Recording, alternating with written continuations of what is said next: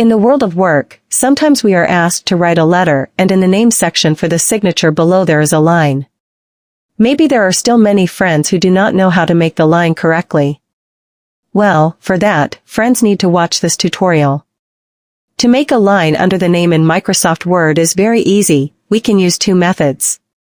The first way is we can use the underline feature. The method, friends, just select the part of the name that you want to make a line under. Then friends, just click underline, or you can also press the Control button and the I button simultaneously on the keyboard. Well, it will appear immediately. For the second method, we can use the Shapes feature. Friends, just open the Insert menu, then select Shapes, and select the line shape.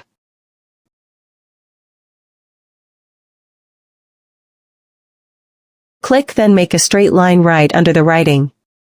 Try to make the line straight so that it looks good.